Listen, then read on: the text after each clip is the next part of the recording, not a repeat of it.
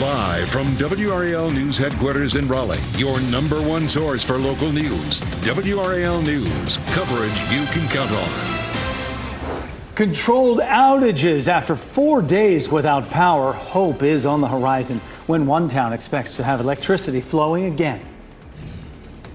Power struggle. Testimony begins today in Duke Energy's request to build a new power plant in Person County. Why some homeowners object to the plan. After 6 days in a row with a heat index above 100 degrees, we finally get a break from that big heat today. Good afternoon to you. I'm Jeff Hogan. And I'm Renee Chu. Thanks for joining us. It's a little bit of a break, but considering how hot it's been, it's a win. Meteorologist Amy Wilmoth is in the WRAL Severe Weather Center to let us know how long this reprieve will last. Amy. Not long, which we wouldn't expect in the month of July. So enjoy today and tomorrow with this break from the intense heat. We've had 6 days in a row with a heat index above 100, and we will not have that today. The reason being, we're on the north side of a front. The front is now south of us. Still fairly humid here. The dew point in the low 70s in the triangle. The dry, refreshing air will stay to the north and east of us with dew points in the 40s and 50s. But locally, we do have some improvements. Roxborough, your dew point is 64. It's not bad. 66 right now. Actually, we just went down in and around the triangle. 69 in Rocky Mount. Still pretty muggy down here in some of our southern communities, but temperatures are okay right now. It's 85 right now in Raleigh and Durham, 86 in Rocky Mount, 86 in Fayetteville, and 87 in Clinton. About 7 degrees cooler right now compared to this time yesterday, so certainly an improvement.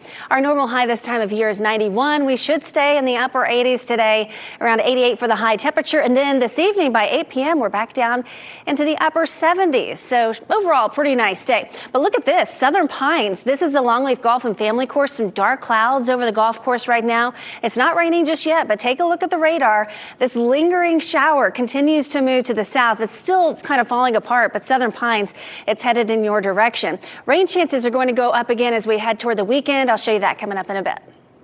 88 for a high. We will take it. Amy, thank you. And that break from triple-digit heat is exactly what some residents in Enfield need. Today marks the 4th day in a row without power. That means no lights, AC, or power for other appliances since Saturday's storm. WRAL's Sean Gallagher is in Enfield with the mayor's plan to prevent future outages. And Sean, in order to make progress, the town is actually taking a step backwards. Explain. Yeah, that's right. The mayor tells me that they actually had to do some controlled outages, which is actually increasing the number of people who don't have power here. But that's so these people over here can get the job done that they need to do safely. And that's repair the substation that is here in town. I've been told they've been here since about 7 a.m. trying to help restore power for the entire town. There is a large crew of people here from Dominion Energy who are assisting in this process, and all of this work being done because of those storms over the weekend and really a domino effect of issues that happened. The mayor told me a tree took out a power line that led to a transformer blowing, and then this substation went offline. Mayor Robinson says a critical piece of the system and a spare piece as well both broke here, and the town does get its power through a co-op. Dominion provides that power to the town, but it buys its power through Halifax Electric. I spoke to that CEO on our way here today about the issues at hand. The Dominion equipment did properly protect itself when the town of Enfield substation had failures within it. Dominion has worked with the town since then to re-energize the delivery point in full. So the delivery point has been re-energized in full since Sunday.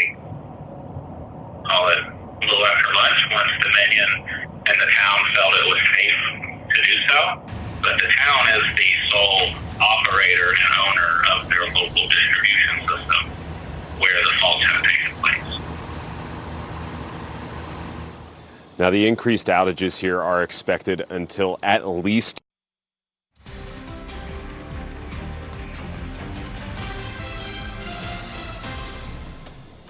You're looking live at the lovely WRAL Gardens right now as you watch WRAL News, available on Hulu and the WRAL app on your TV or streaming device. Today would be a great day to stroll through the gardens. Well, tomorrow, Bryan Kohberger will have another chance during his sentencing to explain why he killed 4 Idaho college students in November of 2022. He pleaded guilty earlier this month to avoid the death penalty. Kohberger admitted guilt to burglary and first-degree murder. In addition, the victims' grieving families will be able to give their impact statements. The judge is expected to sentence Kohberger to life in prison without parole. He also forfeits his right to appeal. A 22-year-old Florida man is suing the Jacksonville, Florida Sheriff's Office after a deputy punched him during an arrest. Give me your driver's license, registration, proof of insurance. No, call your supervisor. Why? Excuse me? Call your supervisor. Why did you pull me over? The deputies pulled him over for not having his headlights on in the rain. The driver says it isn't raining and refuses to get out of the vehicle there. The driver requests to speak to the supervisor as backup arrives. A short time later, officers broke the window and punched the driver in the face. Yes, there absolutely was force used by the arresting officers, and yes, that force is ugly. And just because force is ugly does not mean it's unlawful. The driver was ultimately arrested on several charges, including resisting a police officer, driving on a suspended license, possession of marijuana. A Florida deputy has been stripped of his law enforcement authority pending the outcome of the administrative review. Dozens of Texas parents and others are demanding accountability and action in the wake of the Camp Mystic tragedy. The group displayed 27 children's camp trunks outside the White House during a protest. Each trunk honored a young life lost at Camp Mystic during the 4th of July flooding. The parents wanted to call attention to recent federal rollbacks of critical disaster preparedness systems. The Trump administration has made cuts to FEMA, NOAA, and the National Weather Service. The Earth is spinning faster this summer, and that's making some days marginally shorter. July 10th was the shortest day of the year so far. Scientific data shows that day lasted less than 24 hours by 1.36 milliseconds. Today is also expected to be shorter by more than 1 millisecond. Although there's no negative impact on humans, scientists say that in the long run, the discrepancies could affect computers, satellites, and telecommunications. We've all said it at some point this summer. The humidity is brutal. Is that the truth, or just our mind playing games with us? WRAL meteorologist Chris Michaels shows us which parts of our area are seeing the most humid summer on record in today's Ask the Meteorologist. Of course, heat and humidity are guaranteed during the summertime, but this has been exceptional in a few places. In the Triangle and in Fayetteville, it's been the most humid summer on record so far. Rocky Mount, Wilson, Goldsboro, it's been the second most humid. And I chose these locations because these are the ones with data that go back at least 50 years. We wanted more of a significant sample size to choose from.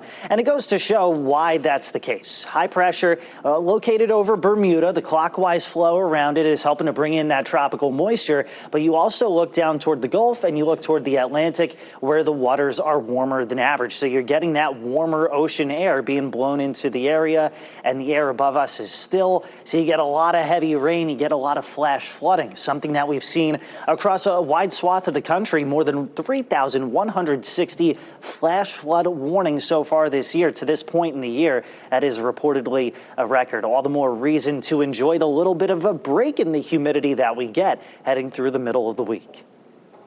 Okay, so translation, brutal. it has been, but we are getting a nice break. This is okay. Look at this. Dew points in the low 60s, low to mid 60s. So the dry air working in, at least for some of you in our northern communities. It's still a little bit muggy down to the south, but 64 the dew point in Roxborough and Henderson. It's 66 in Raleigh. This time yesterday, the dew point was 74. So this is a big improvement with the humidity levels out there. Still in the low to mid 70s, even upper 70s in our southern counties, 78 in Clinton. Hopefully the dry air is going to make it your way. I do think it's going to feel a little bit better by the time we get to the evening hours. Outside right now, this is a live look at downtown Raleigh. A little bit of cloud cover in place. The current temperature is 85 degrees. We're north of this front, which is a little bit unusual for the summer months. We will take it because the drier air is starting to move in and temperatures will stay below normal for today and tomorrow. We do still have one lingering shower that is in Moore County, pretty close to Southern Pines at this point, and it continues to fall apart as it moves to the south. But where the dew points were higher, I just showed you that map. That's where we have the chance for a stray shower or storm as we head into the afternoon. Just about a 10 to 20% chance around the Triangle area. So most of our northern counties and down to the Triangle are going to stay dry for the rest of the day today. But still, we can't rule out an isolated shower in our southern counties this afternoon and early this evening. And then all of that moves out. And I do think tonight's going to be fairly comfortable with temperatures getting down into the 60s and lower humidity. So maybe you want to head to Fenton this evening and maybe have lunch, dinner rather, outside at some of the outdoor restaurants there. It should be pretty nice. We have a mix of sun and clouds over Fenton. They have their Summerfest this Saturday. It's going to be pretty hot for that.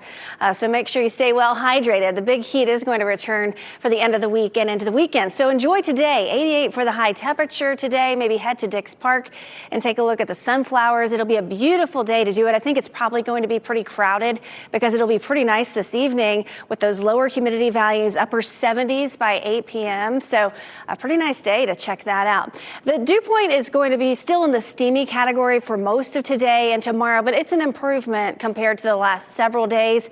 But we go back into the tropical category for Thursday, Friday, and Saturday. That's when the big heat's going to return as well. Our normal high is 91, 88 today, 88 tomorrow, 92, so getting closer to normal Thursday, and then 96 Friday, 98 on Saturday. So the big heat will return for the end of the week and into the weekend, and the dew points are going to get higher, and that means we're going to have the potential for some heat advisories Friday, Saturday, and Sunday. The heat index could be 105 or higher. So the big heat does return. So this is definitely a brief break. 88 today, partly cloudy, slightly lower humidity values.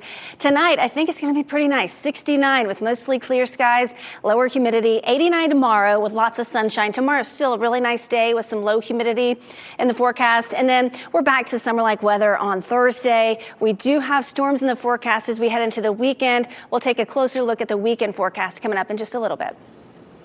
Amy, thanks. Putting training into action. Wake Tech students are working to help business owners protect their business. Next, how you can get involved and stop possible cyber threats. This is scary. Another death tied to a dental visit. A 2-year-old in Greensboro is the latest victim. Tonight at 6, WRAL asks if the dental board is considering any changes to try to prevent this from ever happening again. Well, still ahead this noon, a prison phone fraud. Inmates in North Carolina are running a new phone scam from behind bars. Ahead, how they're getting their hands on the phones and what you should watch out for so you don't become the next victim. And ditching digital creation for the real thing. Why younger generations are turning to simpler pastimes.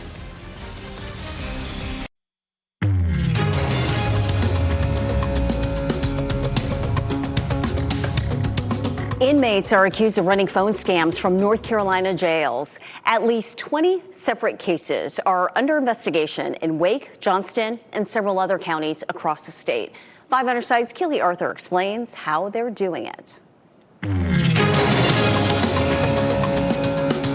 Listen to this. Inmates are getting contraband cell phones, in some cases by drone drop-off, and using them to make these scam calls. They're calling family members of inmates claiming to be a bail bondsman. The caller claims they can get the family's relative out on early release if they send money through a payment app for bail and an ankle monitor. If the family refuses to pay, the scammers turn up the pressure. And if that fails, then they say, well, you know, your relative has some enemies here, and he may not live through next week unless we get him out of here. And that's very persuasive. This scam has been reported in a dozen counties across North Carolina and other states. Different versions of this scam target people with no connection to local jails or prison. So always be wary of any unsolicited phone calls and don't fall for pressure tactics trying to get you to make a payment immediately. Keely Arthur, 5 on your side. Millions of above-ground pools are being recalled after several children have drowned. The pools are made by Bestway, Intex, and Polygroup. The compression strap that surrounds the outside of the pool can serve as footholds for children, allowing them to climb into the pool even if the ladder is removed. 9 children have drowned by using the compression strap to get into the pool. The pools were sold at retailers such as Walmart and Target. In less than a week, Target is ending one of its popular perks. Starting July 28th, say goodbye to Target's price matching policy. It guarantees the retailer will match prices for qualifying products that were sold for less on Amazon or Walmart. The reports say Target will only match in-store prices with Target.com prices if there is a drop within 14 days of purchase. The new year ushers in a new policy for Southwest Airlines. Assigned seating is on its way and launching January 27th of 2026. Starting next Tuesday, passengers will be offered seating options as well as an upgrade to extra legroom seats. Seats with standard legroom will be located in the back of the cabin. Preferred seats with standard legroom near the front. And extra legroom seats with more room to stretch out at the front of the cabin is where you'll find those. And that choice also includes earlier access to that bin space, extra snacks, and complimentary premium beverages. ACC football season kicks off with new rules. 2 major changes the conference is implementing to protect players and fans. Lose the loofah, the health hazard some physicians say the bath sponge can cause. And here you're winning NC Education lottery numbers on your screen right now. We'll be right back.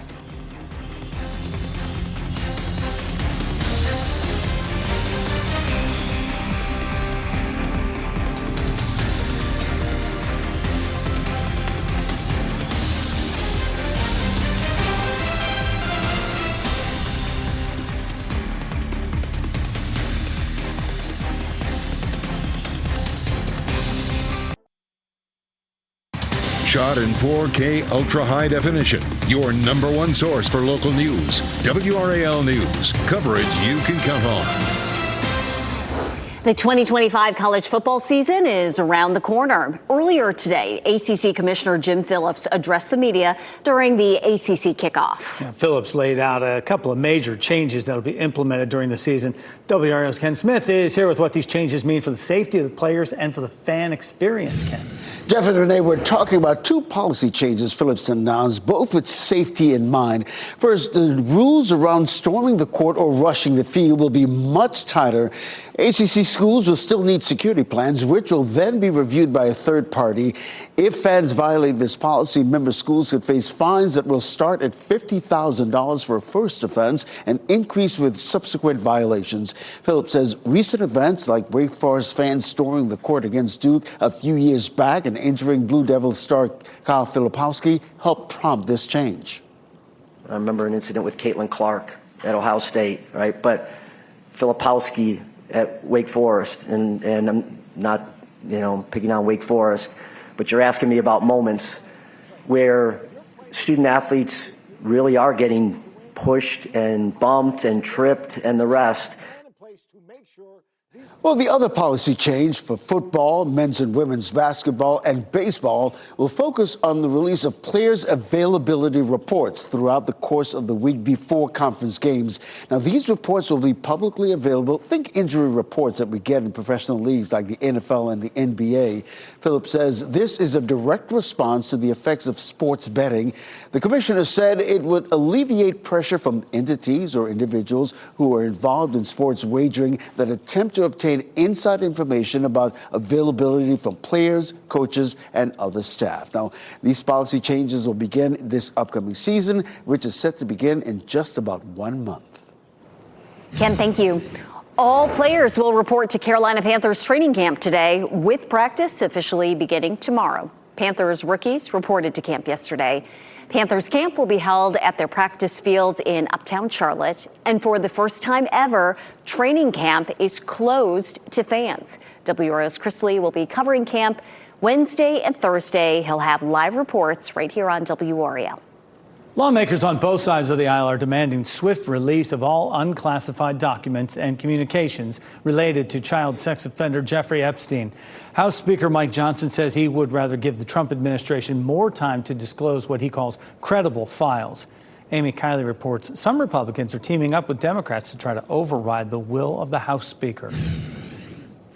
When the Speaker stands in the way of justice and transparency, this is how we get justice. An effort to force a House vote on releasing more Epstein files appears able to succeed. It would let lawmakers decide whether to give the Trump administration 30 days to disclose unclassified materials. The discharge petition is from Republican Representative Thomas Massey and Democratic Representative Ro Khanna. It would need 218 signatures, and Democrats could supply all but 6. What are they hiding from the American people? Release the files. Enough House Republicans say they'd back the measure to get it over the finish line. Many face pressure from their base. They don't want things covered up, especially when it comes to the most well-known convicted pedophile in modern day history. Files are going to have to come out. I think sunlight's good medicine. The petition has to wait until after the 5-week August recess due to procedural requirements. House Speaker Mike Johnson could bring a related, non-binding resolution to the floor this week, but he says he won't, arguing the president is taking steps already. He's asked the Attorney General to request the grand jury files of the court. We need the administration to have the space to do what it is doing, and if further congressional action is necessary or appropriate, then we'll look at that. It was Amy Kiley reporting. And earlier we told you the DOJ will meet with Epstein co-conspirator Ghislaine Maxwell in the coming days. No word yet on how that meeting will affect the vote. FEMA's urban search and rescue chief resigned. Ken Pagurek had been with the federal agency for more than a decade.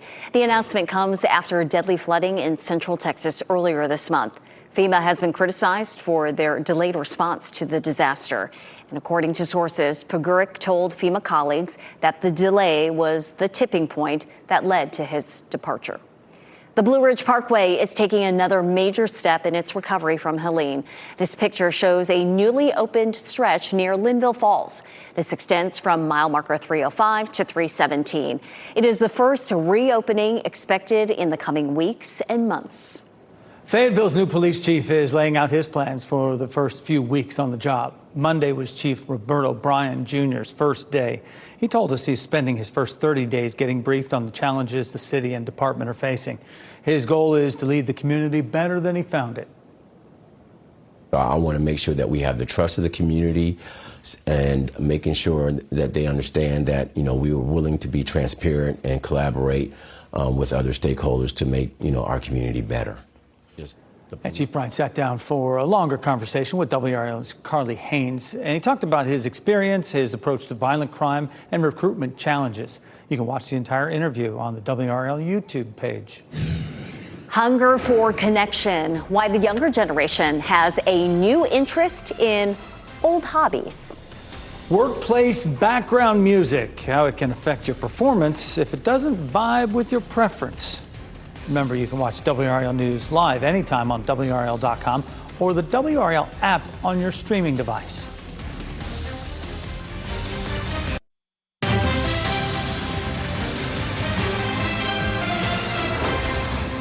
Gen Z is putting down their phones and heading out for a taste of nostalgia, leading into Granny Core by attending baking workshops or knitting circles. Younger Americans are embracing once traditional hobbies and putting a new spin on them. The trend, largely driven by digital fatigue, desire for authentic connection, and a hunger for nostalgia. 73% of Gen Z report feeling exhausted by screens. They want to get away from their screens and move into more community-centered gatherings that foster connection and meaningful skill building. Cannot love this enough. These hobbies also offer a healthy escape, helping to reduce stress and anxiety. Gen Z has seen a 25% increase in mental health conditions since 2020. A motorcyclist that led law enforcement on a high-speed chase miraculously walked away from that crash right there. This reached speeds of 100 miles an hour plus, and a dramatic chase in Long Beach, California. It started when that rider was wanted for speeding, and then he took off, zipped between vehicles, clipped a car, and crashed. The video shows him get up, walk back to the crashed bike before authorities arrived, and then took him into custody. Dozens of people are safe on the ground after a sky ride malfunctioned at a zoo in Massachusetts. Now, the same thing happened exactly 3 years ago in the same place. How about that? The guests spent about 2 hours dangling above the zoo before the fire department came and got them safely down to the ground. The zoo workers there say that the ride is oiled every day and goes through an inspection every 3 hours. The Skyfari Sky Ride has been giving guests a bird's eye view of that zoo since 2007. Honeybee hive hazards. Higher temps could be posing hazards for hives. After the break, how heat impacts bees and the potential risks to wildlife and your wallet. Also, hidden dangers. The loofah you think is cleaning your skin could actually be bad for your health. What you can do to stop the spread of staph infections.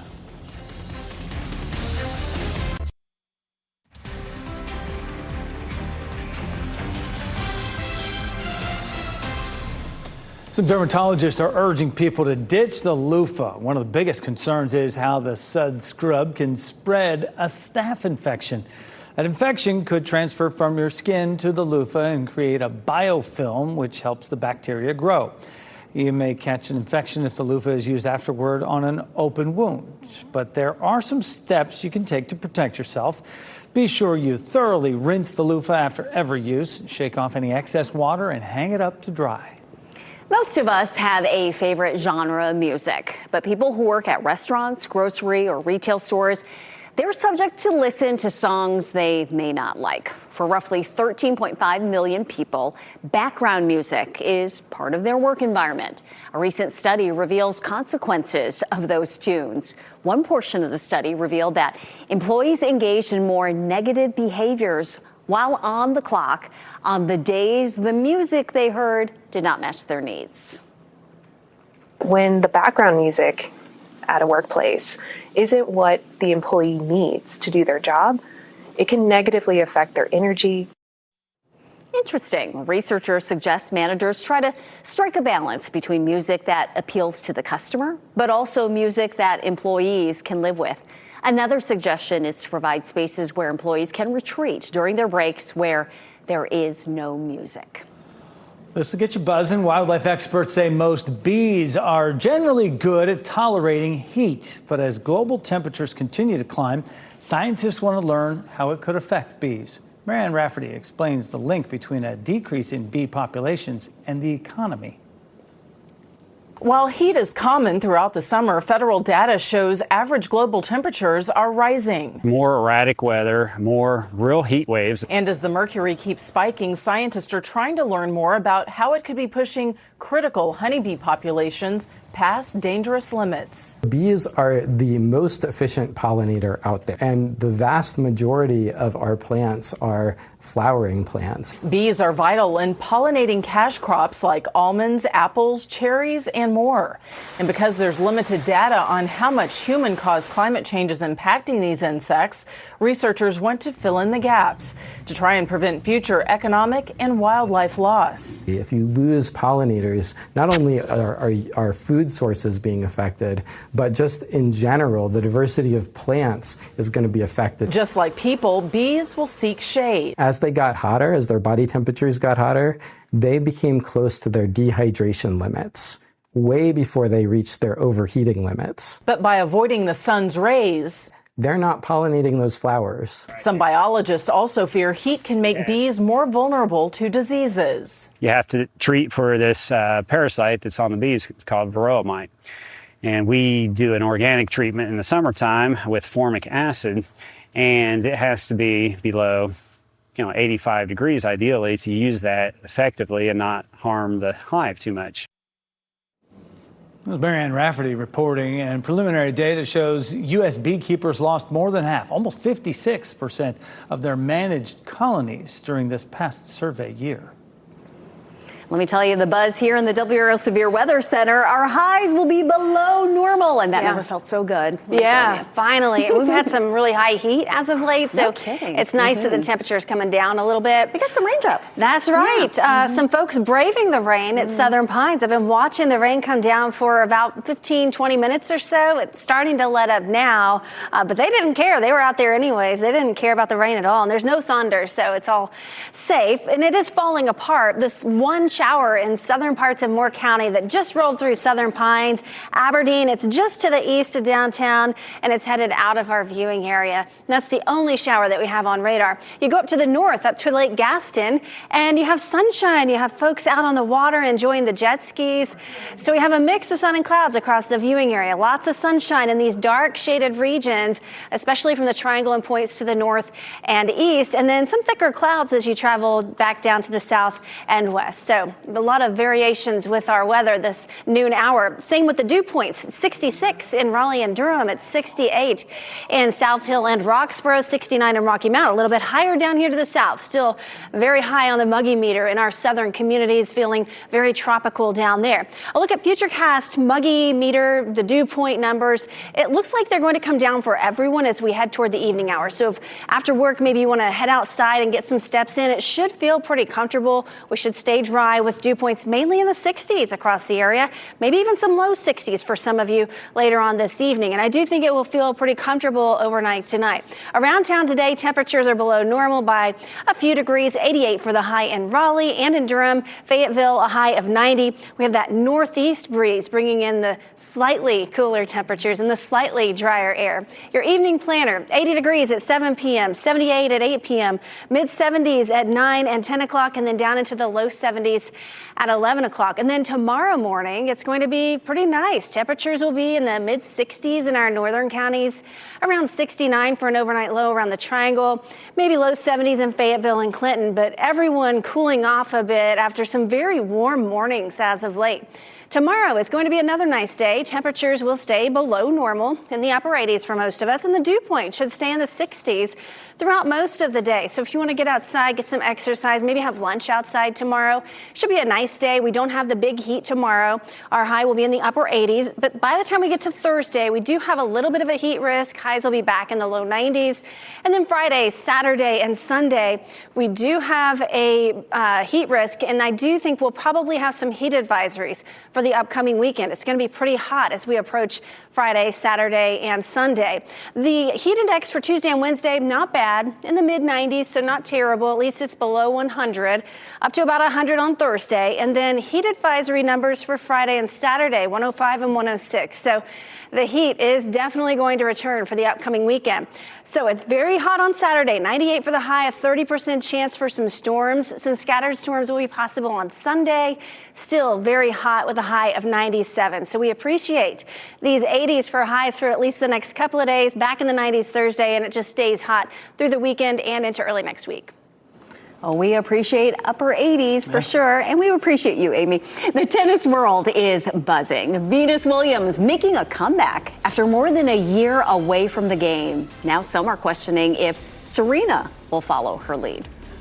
Here are your winning Powerball numbers: 8, 11, 28, 33, 42. The Powerball is 2, and the multiplier is 2.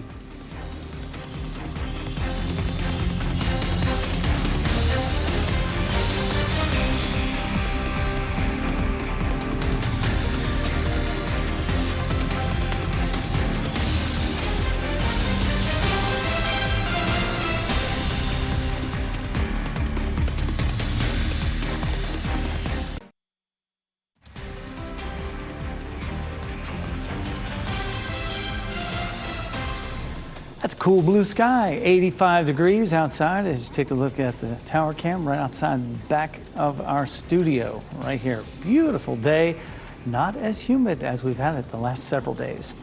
Wrap things up with a look at a few of the headlines we're following for you today. The town of Enfield could be hours away from having power once again. The town's power went out Saturday night in the storms. Crews had to create a controlled outage to repair the substation. They hope to have it up and running by about 2 o'clock this afternoon. What they are doing is still a temporary fix, though. The town will have to figure out the long-term solution to come. Duke Energy is making its case today to build an additional natural gas power plant in Person County. The utility has approval for a natural gas power plant. Now they're asking to build a second unit at the same location. Duke Energy says the need for power is growing faster than expected, and building two plants at the same time will save money. Environmental groups say it's not necessary, and it could raise, not lower, utility bills if gas prices go up. ACC Commissioner laid out policy changes for the upcoming season today. Rules around storming the court or rushing the field will be much tighter. If fans violate the policy, their school could be fined. Also, major sports will release player availability reports before conference games. The commissioner said this is a direct response to the effects of sports betting. Venus Williams is expected to hit the court tonight for her singles match at the DC Open. The 7-time Grand Slam champion got off to a great start, winning doubles this weekend in Haley Baptiste. After more than a year away from the sport, Venus fielded questions from reporters who asked if a comeback from her sister Serena might be in the cards as well. Venus replied, "The only thing that would make this better is if she was here." Serena won 14 doubles with her sister. Sunday's Brickyard 400 race in Indianapolis is going to be extra sweet because race organizers have tapped Cookie Monster to be this year's Grand Marshal. He'll help kick off the race at the Indianapolis Motor Speedway. Cookie Monster's appearance is part of Sesame Street's Road Trip Across America campaign, with different Sesame Street characters popping up all across the country at state fairs, major and minor league baseball parks, and other fun venues, bringing communities together. NBC News Daily is next on WRAL. Your next local news update in 30 minutes. You can always get breaking news updates anytime with our WRAL News app. Have a great day. Enjoy this weather.